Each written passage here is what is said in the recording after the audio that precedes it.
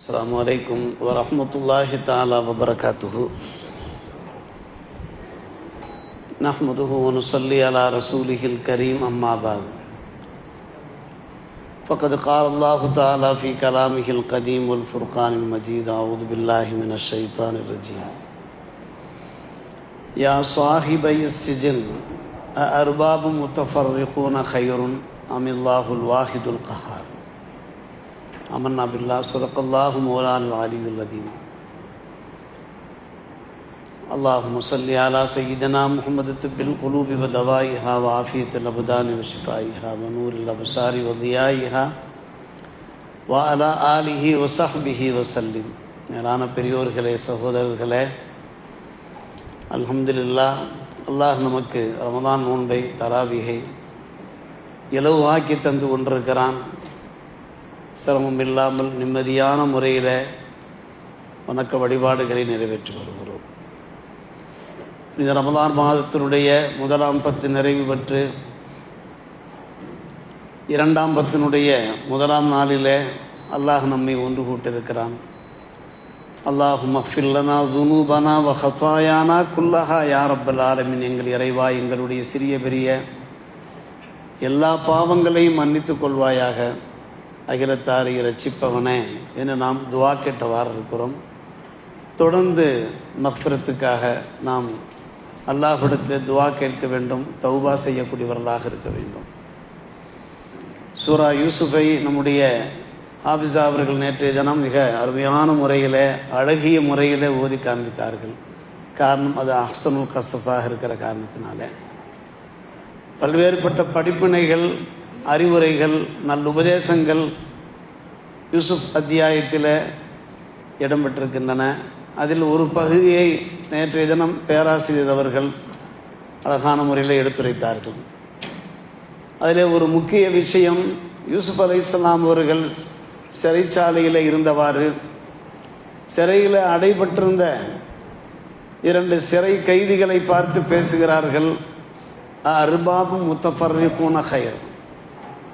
நீங்கள் பல்வேறுபட்ட கடவுள்களை வணங்கி கொண்டிருக்கிறீர்களே, அவர்கள் சிறந்தவர்களா இல்லை? அமில்லாஹுல் வாஹிதுல் கஹார். இந்த உலகத்தை அடக்கி ஆள்கின்ற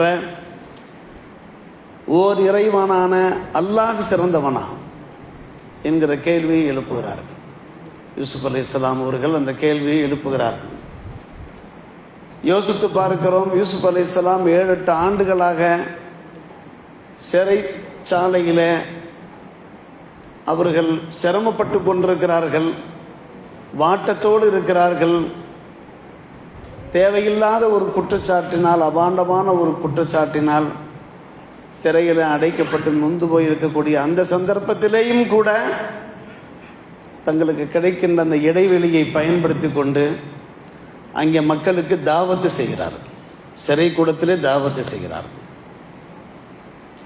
இந்த உலகத்தில் இஸ்லாம் இந்த அளவுக்கு பரவி இருக்கிறது, விரவி இருக்கிறது என்றால் இந்த தாவத்து தான் மிக முக்கியமான ஒரு விஷயம். ஒவ்வொரு காலகட்டங்கள்லையுமே நாம் தாவத் பணிகளில் நம்மள ஒவ்வொருவரும் ஈடுபட்டவாறு இருக்க வேண்டும். சூரா ஹூதையும் ஹாஃபிஸா அவர்கள் நேற்று ஓதி காண்பித்தார்கள். அதில் நபி ஹூத் அலைஹிஸ்ஸலாம், நபி சாலி அலைஹிஸ்ஸலாம், நபி ஷுஐப் அலைஹிஸ்ஸலாம், நபி லூத் அலைஹிஸ்ஸலாம் அவர்களுடைய அந்த தாவத்தெல்லாம் இடம்பெற்றிருந்தது. யூசுப் அலைஹிஸ்ஸலாமுடைய தாவத்தும் யூசுப் நபி அலைஹிஸ்ஸலாமுடைய கிஸ்ஸாவிலே இடம்பெற்றிருக்கிறதை நாம் பார்க்கிறோம்.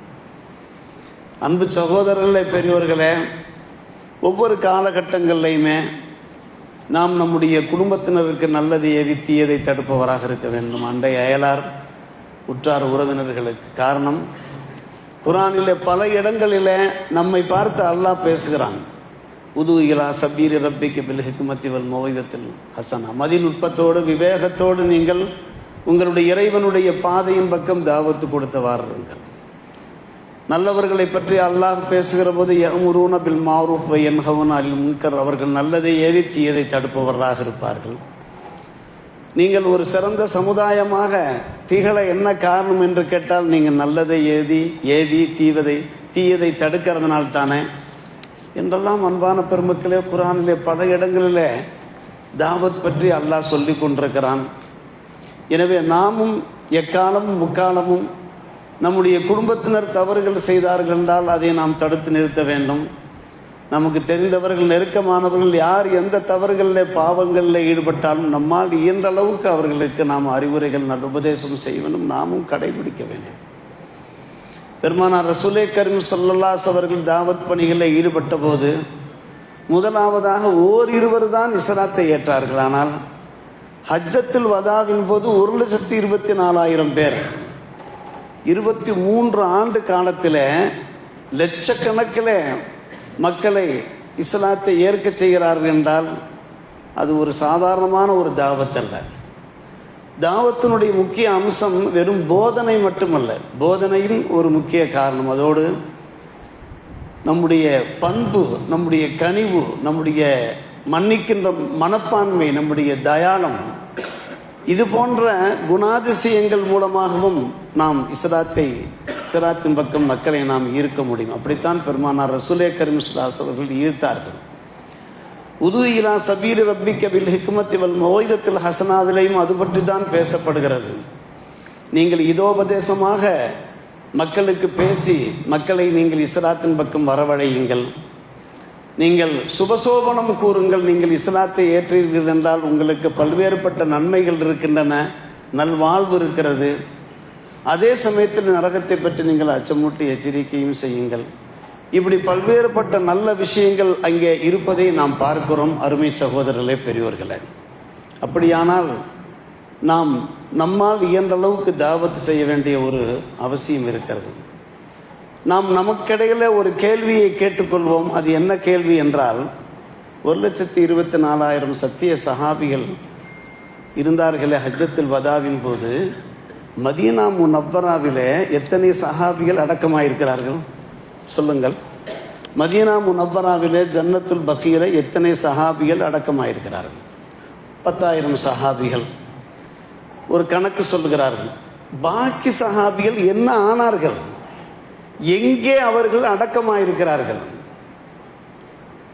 சற்று யோசித்து பார்க்கிறோம். இந்த கேள்வி எழுவது இயல்பான ஒரு விஷயமா இல்லையா? ஆம்.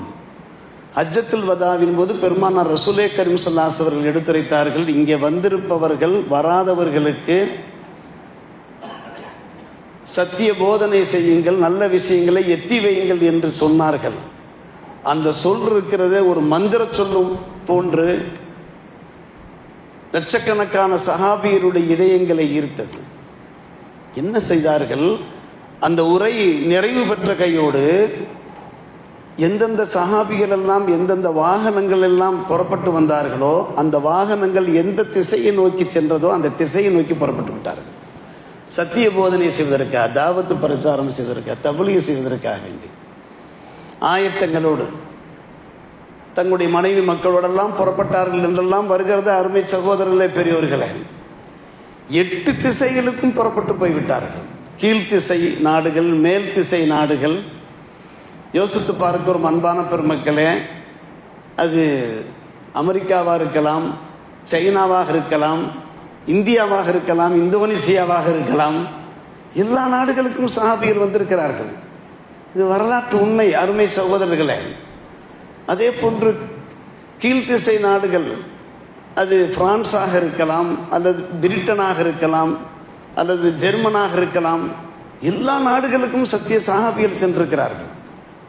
10,000 சஹாபிகள் அங்கே நல்லடக்கமாக இருக்கிறார்கள். ஒரு சிலர் மக்காவை சுற்றி, மதினாவை சுற்றி, ஜன்னத்துல் மஅல்லாவில் அடக்கமாக இருக்கலாம். ஆனால் பாக்கி 100,000 சஹாபிகள் எங்கு சென்றார்கள்? சொல்ல போனால் இன்றைக்கு பலஸ்தீன் இருக்கிறது, பஸ்ரா இருக்கிறது, ஷாம் இருக்கிறது, போன்ற அந்த நாடுகள் எல்லாம் ஈராக் இருக்கிறதல்லவா, பக்தாத் இருக்கிறதல்லவா, அந்த பகதாதை சுற்றி, பலஸ்தீனை சுற்றி உள்ள இஸ்லாமிய நாடுகளிலே 39,000 சஹாபிகள் நல்லடக்கமாயிருக்கிறார்கள்.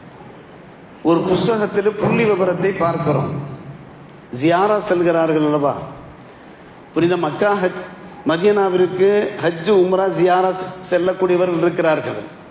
பொதுவான ஜியாரா ஒன்று இருக்கிறது, பைத்துல் முகத்தஸையும் சேர்த்து ஜியாரா செய்ய செல்கிறார்கள் அல்லவா. அங்கே செல்லக்கூடியவர்கள்லாம் இந்த சஹாபிகளையும் சேர்த்தே என்ன செய்கிறார்கள்? ஜியாரத்து செய்துவிட்டு வருகிறார்கள்.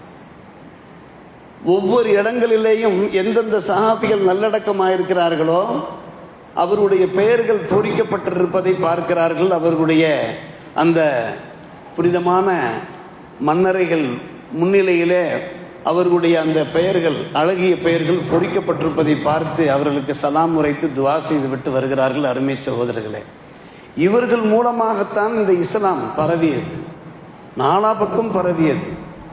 தாவத் அடிப்படையில் தான் இஸ்லாம் இந்த அளவுக்கு பரவி இருக்கிறது.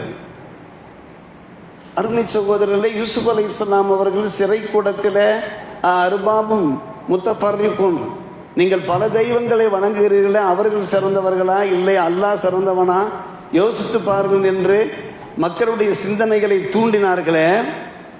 சூரா யூசுஃபிர ஹாஃபிஸ் அவர்கள் வாசித்து காண்பித்தார்கள். குல் ஹாதிஹி சபீலி அதுவு இலல்லாஹ் அலா பசீரத்தின் அன வமனித்தபானி, நான் என்னுடைய இந்த நேரான பாதையின் பக்கம் மக்களை அழைக்கின்றேன். நானும் சரி, என்னை பின்பற்றக்கூடியவர்களும் சரி, தெல்ல தெளிவான முறையில் நாங்கள் இருந்து கொண்டிருக்கிறோம். எங்களுடைய பார்வை விசாலமாக இருக்கிறது. எங்களுடைய நம்பிக்கையிலே, எங்களுடைய கொள்கை கோட்பாட்டிலே எங்களுக்கு எந்த சந்தேகமும் கிடையாது. சூரா யூசுஃபுடைய விளக்க உரைகளிலே நாம் பேசிக்கொண்டிருந்தோமே, அந்த நாட்டு மன்னரையே முஸ்லீமாக ஆக்கிவிட்டார்கள் அவருடைய அழகிய தாவத்தின் மூலமாக. யூசுப் அலைஹிஸ்ஸலாம் அவர்களுடைய அந்த இனிமையான மதுரமான அந்த இதோபதேசம் மூலமாக அந்த நாட்டு மன்னர் ரையான் அவரையும் கூட இஸ்லாத்திற்கு கொண்டு வந்து விட்டார்கள் என்றால், இப்படித்தான் இஸ்லாம் பரவியது. இன்றைக்கு 232 நாடுகள் இருக்கின்றன உலகம் தழுவிய முறையில். இந்த 232 நாடுகளில் கோடிக்கணக்கான 180லிருந்து 200 தாண்டி கோடிக்கணக்கான முஸ்லீம்கள் எப்படி முஸ்லீம்கள் இருக்கிறார்கள்? இந்த இஸ்லாம் எப்படி நம்மையெல்லாம் வந்து அடைந்தது? தங்க தமிழகத்திற்கு யாராயினும் சஹாபி வந்திருக்கிறார்களா? யாராவது ஒருவர் சொல்லுங்களேன். தங்க தமிழகத்திற்கும் வந்திருக்கிறார்கள், இந்தியாவிற்கும் வந்திருக்கிறார்கள். ஆம், கோவளம் கடற்கரையிலே நல்லடக்கமாக இருக்கக்கூடிய தமீமுல் அன்சாரி ரலியல்லாஹு அவர்கள், அன்பான பெருமக்கள், அவர்கள் சத்திய சஹாபி. அவருடைய வரலாறு போற்றத்தக்க வரலாறு. நிறைய பேர், ஆயிரக்கணக்கான மக்கள் அங்கே சென்று அந்த கடற்கரை சென்று ஜியாரத்து செய்து வருகிறார்களே. அந்த சஹாபியினுடைய வரலாறு உண்மையான வரலாறு, யதார்த்தமான வரலாறு, சத்தியமான வரலாறு. சத்திய போதனை செய்வதற்காக வேண்டிதான் வந்தார்கள். இப்படி பார்க்கிற போது அருமை சகோதரர்களே, பெரியவர்களே, சத்திய சஹாபிகளுடைய இந்த உழைப்பு, பெருமானார் ரசூலே கரீம் ஸல்லல்லாஹு அலைஹி வஸல்லம் பட்ட துன்பங்கள், அந்த தியாகங்கள், அந்த அர்ப்பணிப்புகளுடைய விளைவுதான். அன்பான பெருமக்களே, அவருடைய கனிவான மதுரமான அந்த பிரச்சாரத்தினால் இஸ்லாத்திற்கு வந்தார்கள் என்று சொல்லுகிறோமே. கொடுங்கோலர்களை கூட இஸ்லாத்திற்கு கொண்டு வந்திருக்கிறார்கள். இக்ரிமா பின் அபி ஜஹல், அபு சுஃபியான் பின் ஹரப், காலித் பின் வலீது, இவர்களெல்லாம் இஸ்லாத்தை ஏற்பதற்கு முன்னாலே கங்கணம் கட்டி கொண்டிருந்தவர்கள். எப்படி கங்கணம் கட்டி கொண்டிருந்தார்கள் என்றால், இஸ்லாத்தை ஒரேடியாக பூண்டோடு களைந்தெறிய வேண்டும் என்று நினைத்தவர்கள். வென்றெடுத்தார்கள் பெருமானார் ரசூலே கரீம் ஸல்லல்லாஹு அலைஹி வஸல்லம். அபு சுஃபியானையும் இஸ்லாத்திற்கு கொண்டு வந்தார்கள். இக்ரிமா பின் அபி ஜஹல், அபூ ஜஹல் பெத்த மகன்தான் சத்திய சஹாபி ரலியல்லாஹு அன்ஹு, இக்ரிமா ரலியல்லாஹு அன்ஹு. காலித் பின் வலீத் ஒரு நேரத்திலே அவர் பயங்கரமான விரோதியாக, ஜென்ம பகைவராக இருந்தவர் தான் இஸ்லாத்திற்கும் முஸ்லிம்களுக்கும். பெருமானார் ரசூலே கரீம் ஸல்லல்லாஹு அலைஹி வஸல்லம் அவர்கள் பொறுமை காத்தார்கள். அவர்களுடைய அந்த அடக்குமுறைகள் எல்லாம் தாங்கி கொண்டார்கள். எல்லாவற்றையும் தாங்கி கொண்டு ஒரு முகமலர்ச்சியோடு மக்களுக்கு உபதேசம் செய்தார்கள். மன்னிக்கின்ற மனப்பான்மை நாம் சொன்னோமே. பக்ஷியை மன்னித்தார்களே, ஹிந்தாவை மன்னித்தார்களே. யார் அந்த ஹிந்தா? யார் அந்த வஹஷி? யோசியுங்கள், வரலாற்றை சற்று திருப்பி பாருங்கள். யார் அந்த ஹிந்தா? யார் அந்த வஹஷி? என் பெருமானார் ரசூலே கரீம் ஸல்லல்லாஹு அலைஹி வஸல்லம் சிறிய தந்தை ஹம்ஸா ரலியல்லாஹு அவர்களை கொன்று அவருடைய உடம்பிலே உள்ள ஒவ்வொரு பாகத்தையும் தனித்தனி துண்டாக ஆக்கி மென்று தின்றவர் தான் ஹிந்தா.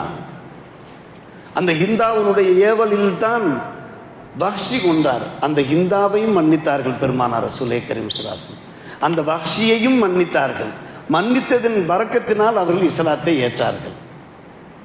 மஸ்ஜித் நபவியிலே சிறுநீர் கழித்த ஒரு ஆராபியை மன்னித்தார்கள். அந்த ஆராபி இஸ்லாத்தை ஏற்றார்கள். வரிசையாக சொல்லிக்கொண்டே போகலாம். அந்த ஆராபி மட்டுமல்ல, அந்த ஆராபியை தொடர்ந்து அந்த ஆராபியினுடைய கூட்டத்தினர் இஸ்லாத்தை ஏற்றார்கள். இப்படிப்பட்ட ஒரு நற்பண்பாளரை நாங்கள் பார்த்தோம் என்று அவர் ஊருக்குள் சென்று, அது நீண்ட வரலாறு, சொல்ல நேரம் இல்லை அருமை சகோதரர்களே. எனவே அந்த ஆராபியை மன்னித்தார்கள். எல்லாவற்றுக்கும் மேலாக அன்பான பெருமக்களே, மக்கா இஸ்லாமியர்கள் பூமி, முஸ்லிம்களுடைய பூமி. பெருமானார் ரசூலே கரீம் ஸல்லல்லாஹு அலைஹி அவர்கள் புனித மக்காவிலிருந்து வெளியேற்றப்பட்டார்கள். பிறகு ஒரு நேரம் வருகிறது, மக்கா வெற்றி பெறுகிறது. மக்கா வெற்றி பெற்ற போது காபத்துல்லாவுடைய சாவி ஒரு காஃபிரிடத்தில் இருக்கிறது. ஒரு காஃபிரிடத்தில். அவர் யார்? அவர் யார்? உஸ்மான் இப்னு தல்ஹா ரலியல்லாஹு பின் ரலியல்லாஹு அன்ஹு அவர்களாக ஆகிறார்கள். அவர் அந்த சாவியை தர மறுக்கிறார். சாவி முஹம்மது நபி ஸல்லல்லாஹு அலைஹி வஸல்லம் கைக்கு சென்று விட்டால் அந்த சாவி திரும்ப கிடைக்காது என்று சொல்லி தர மறுக்கிறார். பின்பு தந்து விடுகிறார். பெருமானார் ரசூலே கரீம் ஸல்லல்லாஹு காபா சென்றார்கள். காபாவை சுத்தப்படுத்தினார்கள். உள்ளே தொழுதார்கள். என்ன செய்தார்கள்? வெளியே வந்து சாவியை அவரிடத்திலேயே ஒப்படைத்தார்கள். யாரிடத்தில்? காஃபிரிடத்திலேயே ஒப்படைக்கிறார்கள்.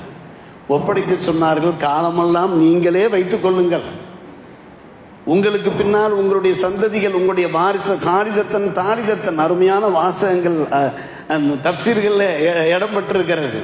உங்களிடமிருந்து ஒரு லாலிம் தவிர பிடுங்க மாட்டார். உங்களிடமிருந்து அந்த காபத்துல்லாவுடைய மிஃப்தாகை கீயை பிடுங்கக்கூடியவர் ஒரு அநியாயக்காரராகத்தான் இருப்பார் என்று சொன்னபோது சரணடைந்து விட்டார் உஸ்மான் சரணடைந்து விட்டார். உடனே இஸ்லாத்தை ஏற்றார். அங்கே மன்னிக்கின்ற மனப்பான்மையை பார்க்கிறோமே. இப்படி ஒவ்வொன்றாக நாம் சொல்லிக்கொண்டே போகலாம். அருமை சகோதரர்களே, பெரியோர்களே, நாம் என்ன பங்களிப்பு செய்திருக்கிறோம் யோசியுங்கள். நாம் ஒரு குடிகாரனை திரித்திருக்கிறோமா? தொழாத ஒருவரை நாம் தொழச் செய்திருக்கிறோமா? போதை பழக்க வழக்கத்தில் அடிமைப்பட்டிருப்பவரை அதிலிருந்து நாம் விடுபட செய்திருக்கிறோமா? நமக்கு அந்த கடமை இருக்கிறதா இல்லையா? அதில் ஃபர்த கிஃபாயாவும் இருக்கிறது, ஃபர்த ஐனும் இருக்கிறது. ஃபர்த கிஃபாயா என்றால் ஒரு சிலராவது இதற்கு முயற்சி எடுத்துக்கொள்ள வேண்டும், இல்லாவிட்டால் அத்தனை பேரும் குற்றவாளிகள். ஃபர்த ஐன் என்பது நாம் கண்கூடாக பார்க்கிறோம். ஒரு மனிதன் பெரிய பஞ்சமா பாதகத்தில் ஈடுபடுகின்றான், மிகப்பெரிய குற்றத்தில் ஈடுபடுகிறான். அவனை திருத்த, அவனை இர்சாது செய்ய, இஸ்லாக செய்ய யாரும் இல்லாத போது நமக்கு ஃபர்த ஐனாகிறது. நாம் எப்படி அவனுக்கு அழகான முறையில், இனிய முறையில், காரணம் மொழிலத்த ஹசனா தான், இனிய முறையில் உபதேசம் செய்வேன். அவங்க ஃபர்த ஐனாக ஆகிறது. யோசித்து பார்க்கிறோம் அன்பான பெருமக்களை. இரண்டு விஷயம். சஹல் இப்னு சஅத் ரலியல்லாஹு அன்ஹு அறிவிக்கிற ஒரு ஹதீஸ், பெருமானார் ரசூலே கரீம் ஸல்லல்லாஹு அலைஹி வஸல்லம் சொன்னார், பலமுறை நாம் கேள்விப்பட்ட ஒரு விஷயம்தான். ஆம், உங்கள் மூலமாக ஒருவர் ஹிதாயத்து பெற்றாலும் கூட அரபுலகத்திலே கிடைக்கின்ற அந்த செவ்வகை ஒட்டகைகள் இருக்கிறத அதை விட மிக சிறந்தது. ஒரு உதாரணத்திற்காக விளக்கமாக சொன்னார். ஒருவராவது நம் மூலமாக ஹிதாயத்து பெற வேண்டும். அடிக்கடி தப்லீக் சாத்திகள் சொல்வார்களே, அது ஹதீஸிலே இடம்பெற்றிருக்கக்கூடிய ஒரு நிகழ்ச்சி. ஒரு கப்பலிலே மக்கள் பயணம் பண்ணுகிறார்கள். பயணம் பண்ணுகிற போது யார் மேல் தளத்தில் தங்குவது, யார் கீழ்த்தளத்தில் தங்குவது என்கின்ற அந்த சர்ச்சை எழும்போது குழுக்கள் போட்டு பெயரை செலக்ட் பண்ணி கீழ்த்தளம் மேல்தளங்களில் இப்படி தங்குகிறார்கள். கீழ்த்தளத்தில் உள்ளவர்களுக்கு குடிநீர் தேவை என்றால், ஹதீஸில் வருகின்ற ஒரு விஷயம், குடிநீர் தேவை என்றால் மேல்தளத்தை கடந்து அந்த குடிநீரை எடுத்து வர வேண்டும். ஆஹா, இது ஒவ்வொரு முறையும் நமக்கு சிரமமாக இருக்கிறத, நாம் பிறகு சிரமப்படுத்த வேண்டியிருக்கிறத. எனவே நாமே என்ன செய்வோம்? கீழ்த்தளத்தில் ஓட்டை போட்டு கீழே இருந்து நாம் தண்ணீர் எடுத்துக்கொள்வோமே. அது எதில் தான் சென்று கொண்டிருக்கிறது? நீரோடைகளிலே, கடலில் தான் சென்று கொண்டிருக்கிறது. நம்முடைய தேவைக்கு சில சமயங்களில் கீழே நாம் தண்ணீர் எடுத்துக்கொள்வோமே என்று அவர்கள் கீழ்த்தளத்தில் ஓட்டை போடுகிற போது பெருமானார் ரசூலே கரீம் ஸல்லல்லாஹு அலைஹி வஸல்லம் சொல்கிறார்கள், எல்லோருமாக சேர்ந்து தடுத்தார்கள் என்றால் எல்லோரும் தப்பித்துக் கொள்வார்கள். யாரும் தடுக்காமல் வாழாதிருந்தார்கள், எல்லோரும் மூழ்கி போய் விடுவார்களா இல்லையா? கீழ்த்தளத்தில் ஓட்டை போட்டு விட்டால் தண்ணீர் எல்லாம் உள்ளே வந்து விடுமே, கப்பலே மூழ்கி விடுமே. கீழ்த்தளத்தில் உள்ளவர்கள் மட்டுமல்லாமல் மேல்தளம் எல்லாமே அழிந்து விடுவார்களே.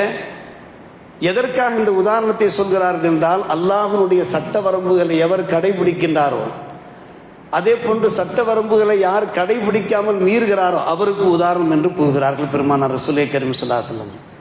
அப்படியானால் சட்ட வரம்புகளை யார் கடைபிடிக்கிறார்களோ, கடைபிடிக்கின்றவரை நாம் தப்பித்தோம் பிழைத்தோம். ஆனால் வரம்புகளை கடைபிடிக்காவிட்டால், ஒரு சிலர் தப்பு செய்தார்கள் என்றால் அந்த தப்பு நாலா பக்கம் பரவி எல்லாரையும் மூழ்கடித்து விடும், எல்லாரையும் ஹலாக்காக்கி விடும். குடும்பமே அல்லாஹ் பாதுகாக்க வேண்டும், சர்வநாசமாக ஆகிவிடும். நம்முடைய குடும்பத்தில் எல்லோருமே தொழுகையாளிகளாக இருக்க வேண்டும், முயற்சி எடுத்துக்கொள்ள வேண்டும். ஒருவர் தொழாவிட்டாலும் இந்த தொழாதவருடைய முசீபத்து வீட்டை தாக்கும். கொஞ்சம் கொஞ்சமாக படிப்படியாக அழகான முறையில், இனிய முறையில். காரணம், அல்லாஹ் ரப்பல் ஆலமீன் குர்ஆனிலே கூறும்போது முதல்ல உங்களுடைய குடும்பத்தினரை நீங்கள் சரி செய்யுங்கள் என்று தான் சொல்கிறான். வாந்திர அஷிரத்துக்கள் அக்கர்பின் நிறைய விஷயங்கள் இருக்கிறது. எனவே அன்பான பெருமக்கள், இது போன்ற அருமையான தாவத் பணிகளில் ஈடுபடுவதன் மூலமாக நாமும் நல்வழியை பெற்று நல்ல அமல்கள் செய்து வெற்றி பெறுவோம். நம்முடைய சமுதாயம் வெற்றி பெறுவதற்கு நாம் முயற்சி எடுத்துக்கொள்வோம், உழைப்பு எடுத்துக்கொள்வோம். வல்ல ரஹ்மான் நம்முடைய தீன் பணிகளை, இகாமத்து தீனுடைய அந்த தீன் பணிகளை கபூல் செய்து பொருந்து கொள்வானாக. வாஹிர் தாவானா அல்ஹம்துலில்லாஹி ரப்பில் ஆலமீன். அஸ்ஸலாமு அலைக்கும்.